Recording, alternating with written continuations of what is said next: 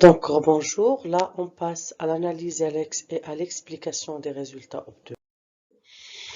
Donc, on va comparer les résultats du témoin avec la première manipulation.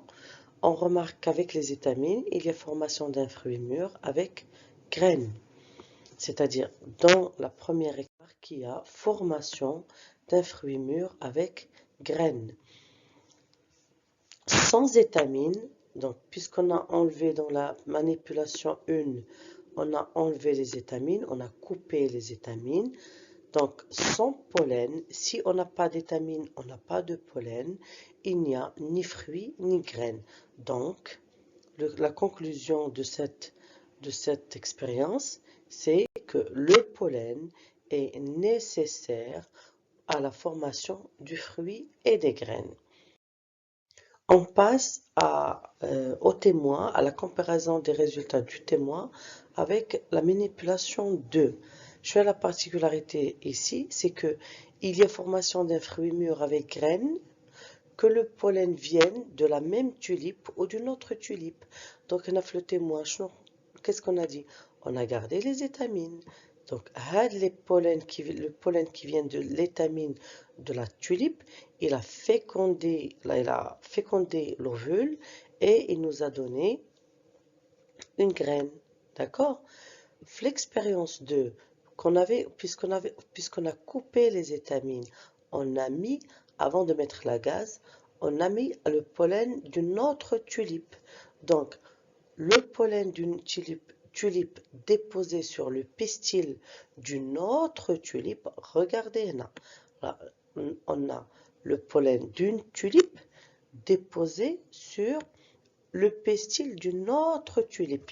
On n'a pas dit que le pollen d'un hibiscus est déposé sur le pistil d'une tulipe. La même fleur permet la formation d'un fruit mûr avec graines. Donc, conclusion, pour que la fleur se transforme en fruit, le pollen des étamines doit être déposé sur le pistil. Les ovules donnent alors des graines. Il y a eu fécondation.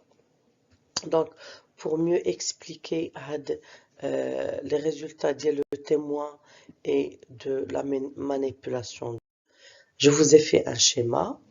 Donc, dans ce schéma, nous avons le premier, une pollinisation directe, c'est-à-dire que l'étamine de la fleur, il va se déposer sur le pistil de la fleur rouge.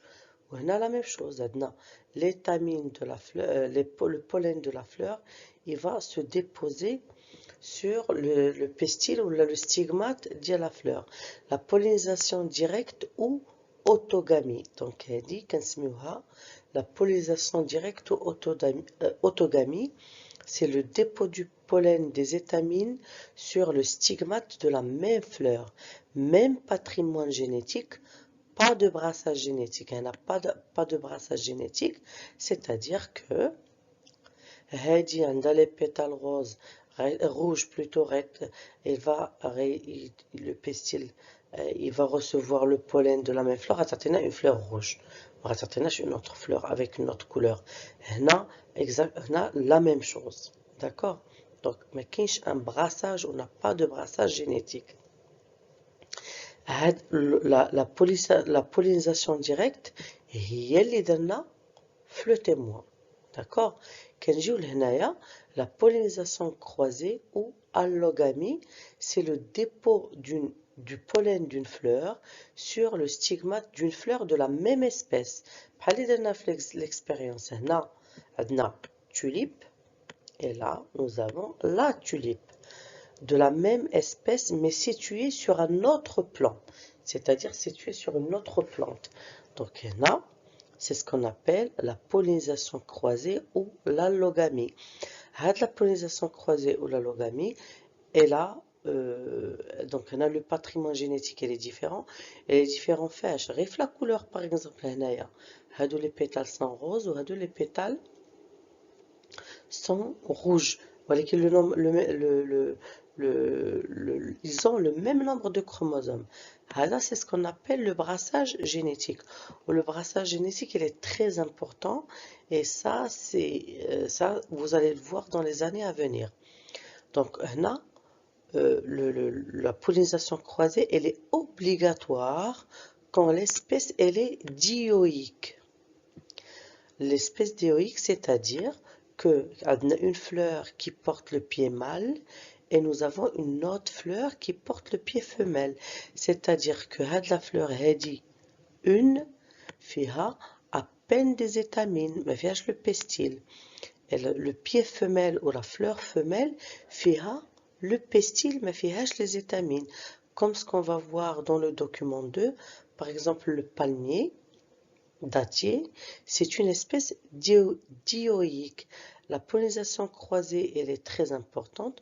Autrement dit, on n'aura ni fruits ni graines. Merci. Et là, on va passer à la partie 3 de l'activité 4 et on va voir le document 2.